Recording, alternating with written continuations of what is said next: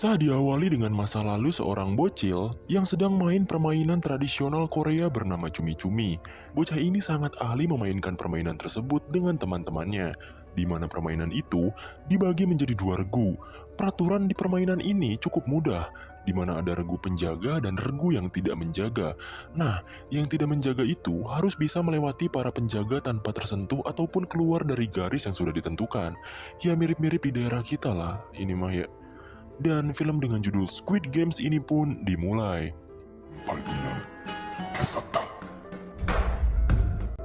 Cerita dimulai dengan penampilan seorang pria yang biasa saja hidupnya. Ia bernama Gi-hun. Setelah ia dipecat dari pekerjaan lamanya, ia menjadi supir sekarang dan tinggal bersama ibunya yang sudah tua. Gi-hun diberikan beberapa uang untuk menghadiahkan anaknya yang hari itu berulang tahun. Jadi si Gi-hun ini udah cerai sama istrinya. Dan anaknya itu bersama dengan mantan istrinya tersebut. Karena duit yang diberi emaknya tak cukup, Gi-hun meminta duit tambahan lagi dengan memaksa. Merasa tak cukup, menggeledah lemari untuk mencari kartu ATM emaknya itu, berniat buat mendapatkan uang tambahan.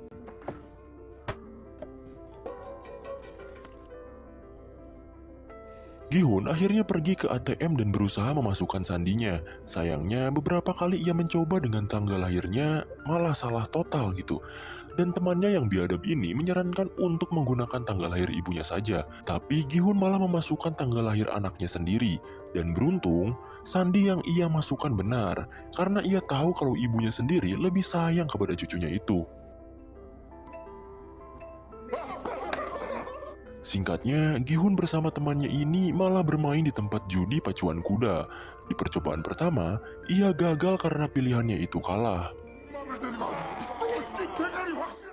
Ia pun mempertaruhkan uangnya lagi di percobaan kedua. Dengan pusing dan emosi, akhirnya ia bisa berhasil memenangkan taruhannya itu. Dengan bahagia karena bisa melipat gandakan uangnya itu, ia pun memberi 10.000 won kepada mbak-mbak kasir.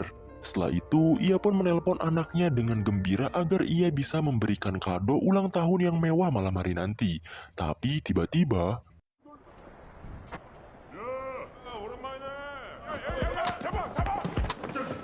Gi-hun malah bertemu rentenir dan ia kabur terkentut-kentut.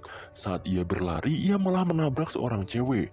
Dan akhirnya, ia pun tertangkap oleh rentenir itu.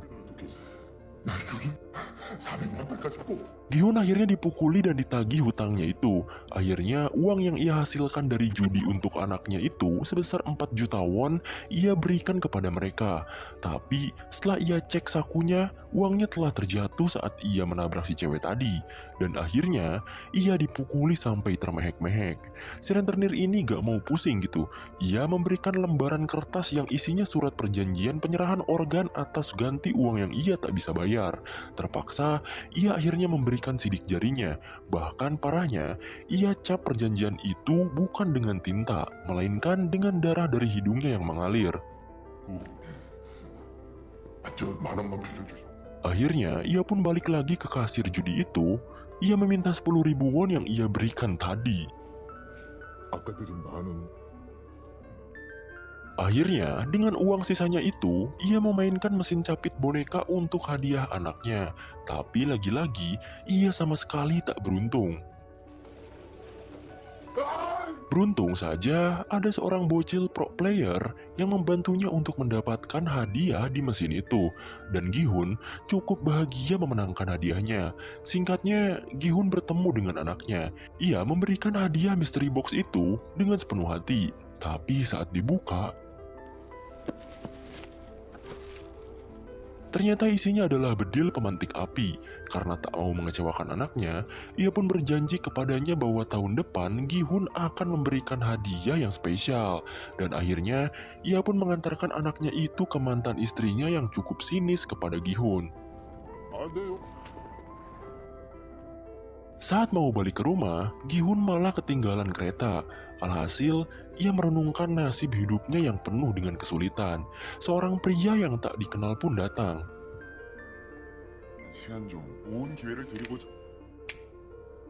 Pria itu menawarkan untuk bermain permainan bersamanya, dan permainan itu bernama Dakji, di mana di antara pemain harus membuat satu lipatan kertas membalik dengan lemparan dari kertas lainnya. Perjanjiannya, jika Gihun berhasil membalikan kertas itu, maka pria ini akan memberikan 100.000 won. Akhirnya, ia pun tertarik untuk bermain. 어떤 컬러로 하시겠습니까? Permainan pun dimulai. Gihun mencoba membanting kertas itu dengan kuat, tapi lagi-lagi ia gagal. Di permainan pertama ini, Gihun gagal memenangkannya, dan pria itu menagih hasil dari kemenangannya. 몸으로 때우시면 됩니다. Setelah menggampar Gihun, pria itu pun bilang tamparan itu sebagai ganti dari 100.000 yang harusnya Gihun bayar. Akhirnya, Gihun mencoba terus permainannya walaupun ia mendapatkan puluhan kali tamparan.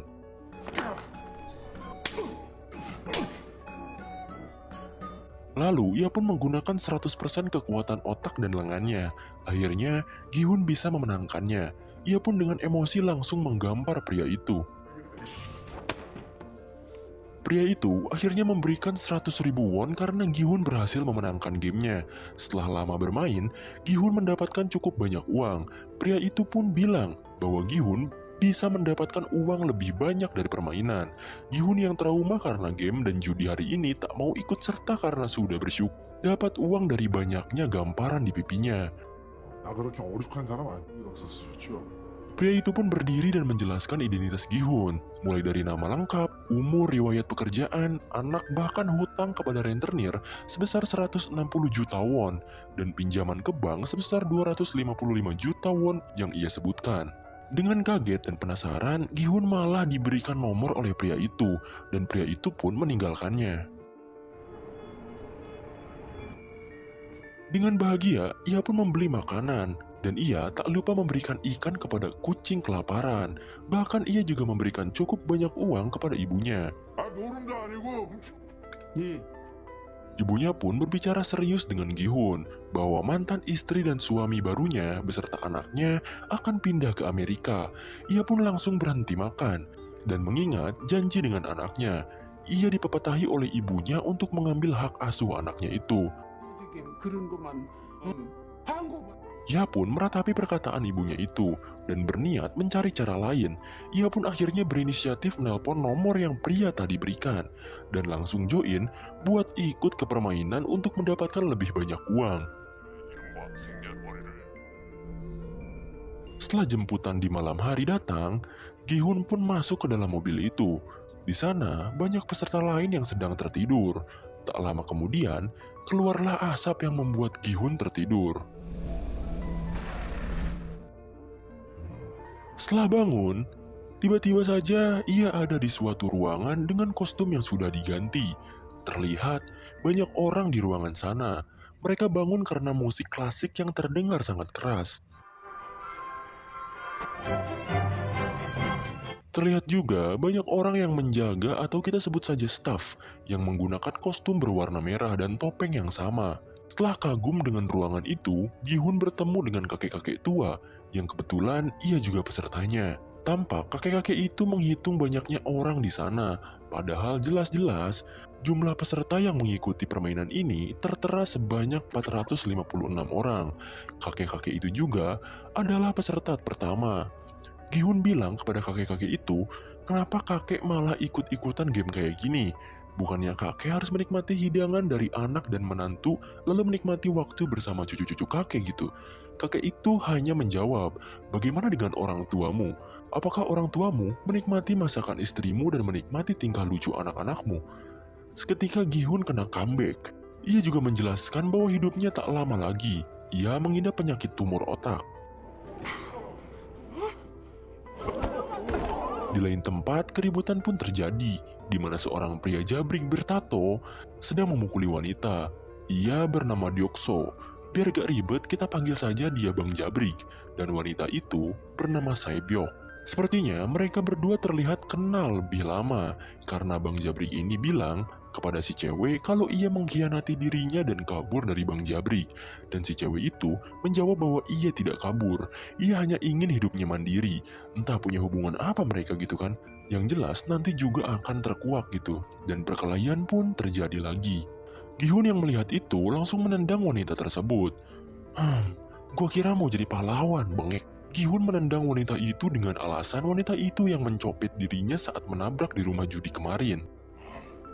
쌍문동사는 죄송한데 소개시켰어요. Bang Jabrik pun bertanya hal serupa, dan saat hendak ribut dengan Gi-hun, tiba-tiba saja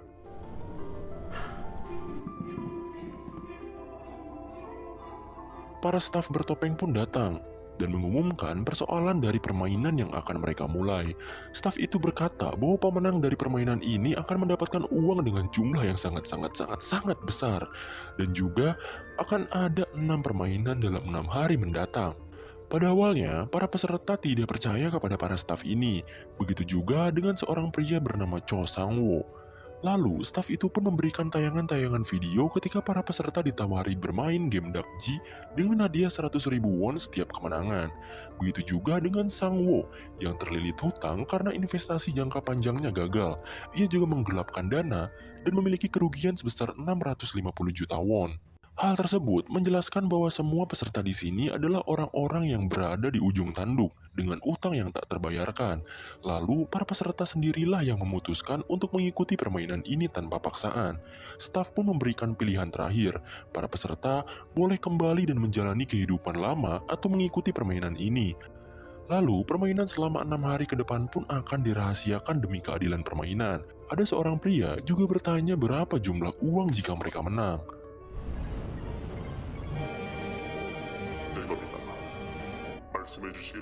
Mereka akan memberitahukan jumlahnya setelah para peserta menang di setiap permainan, dan juga keputusan terakhir pun dimulai di mana para peserta harus menandatangani keikutsertaan atau tidaknya dalam permainan ini. Para peserta pun berjajar menandatangani perjanjian itu. Begitu juga dengan pemeran utama kita, Gi-hun. Isi surat itu tertera 3 pasal, di mana pasal pertama, pemain tidak diperbolehkan berhenti bermain. Kedua, pemain yang menolak bermain akan dieliminasi.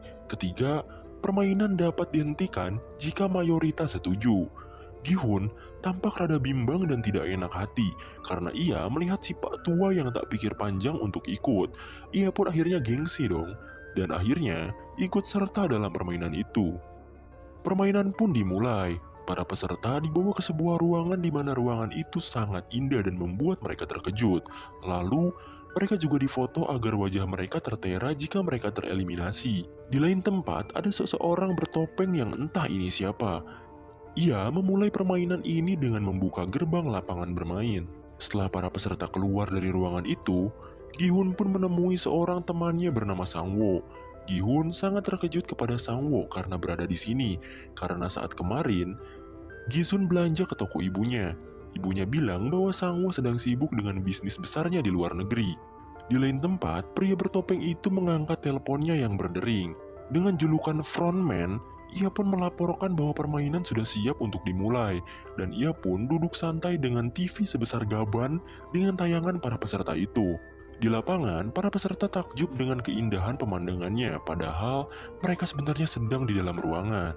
Permainan pun dijelaskan. Permainan pertama adalah lampu merah, lampu hijau, di mana jika robot itu berbalik dan mengatakan lampu merah, maka para peserta boleh bergerak menuju garis finish dalam kurun waktu 5 menit. Seorang teman Gi-hun pun bilang bahwa permainan ini sering dimainkan ketika kita kecil. Ada 2 orang peserta yang saling rival-rivalan. Mereka taruhan agar cepat-cepat sampai di garis finish dengan 1 juta won. Dan permainan pun dimulai. Dengan cepat si rambut kuning pun berlari paling depan. Karena ia masih bergerak ketika robot itu berbalik, maka ia pun langsung jatuh tersungkur. Robot itu pun mulai membelakangi. Perlahan-lahan, para peserta mulai bergerak menuju finish. Teman si rambut kuning malah ngata-ngatain kepada temannya yang sudah tereliminasi. Temannya pun mengeluarkan darah dari mulutnya dan membuat ia panik. Alhasil, ia pun tertembak dan mati. Darah yang muncrat ke wajah seorang wanita membuat histeris pemain lain, dan akhirnya mereka semua pun panik dan berlari menuju gerbang kembali. Tapi selama mereka bergerak, mereka akan ditembaki oleh robot itu. Jumlah pemain berkurang sangat pesat. Mereka tak tahu kalau tereliminasi mereka akan dibunuh. Di sisi lain, pria bertopeng bernama Front sedang asik minum sambil menyaksikan serunya permainan yang bagaikan pembantaian ini. Akhirnya, permainan pun kembali dimulai dengan sisa pemain yang berkurang. Terlihat seorang kakek yang berjalan langkah demi langkah dengan santai. Pemain lain pun mulai bergerak maju kembali. Kesialan malah terjadi kepada Gi-hun. Setengah tubuhnya tertindih oleh jasad pemain lain yang membuat ia kehilangan banyak waktu. Sang Bo menyarankan untuk berjalan di balik badan orang lain agar mengurangi resiko pendeteksian dari robot itu. Dan Gi-hun mulai berusaha berdiri lagi. Sedangkan Bang Jabrik mengetahui ada seseorang yang berlindung di belakangnya. Wanita itu adalah Saebyok. Ia pun mengancam Bang Jabrik untuk tidak macam-macam. Jika tidak, ia akan menggerakkan kepalanya saat robot itu sedang mendeteksi. Di sisi lain, orang yang dijadikan Gi-hun berlindung tertembak. Saat ia hendak berlari, seorang pria yang tak mati saat dibedil pun malah meminta tolong kepada Gi-hun. Dan ia kehabisan banyak waktu karena orang itu. Gi-hun melihat waktu yang tinggal 1 menitan. Ia pun tak memperdulikan pria itu dan terus bergerak maju untuk mencapai finish. Di lain tempat, si frontman malah nyalain lagu jazz sambil nontonin mereka. Lagu ini membuat vibes pembunuhan di film ini berbeda. Satu persatu dari mereka tertembak. Dengan perjuangan yang sangat edan, mereka pun berusaha terus berlari saat robot itu berbalik. Dan beberapa dari mereka pun berhasil mencapai garis finish. Si kakek, Bang Jabrik, Saebyok, bahkan Sang Wo sendiri. Terkecuali pemeran utama kita. Waktu tinggal 20 detik lagi, Gi-hun malah mengalami masalah. Hampir saja ia jatuh saat robot itu mendeteksi. Ia pun dibantu oleh seseorang pria yang baik hati. Dengan terburu-buru karena waktu, Gi-hun dan pria yang menyelamatkannya pun berlari dan melompat ke garis finish. Beruntung, ia bisa selamat dari permainan pertama ini. Karena waktu sudah habis, beberapa orang yang tersisa akhirnya dieliminasi dan langsung pergi ke akhirat. Ruangan permainan pertama ini pun ditutup dan film Squid Games Part 1 pun selesai.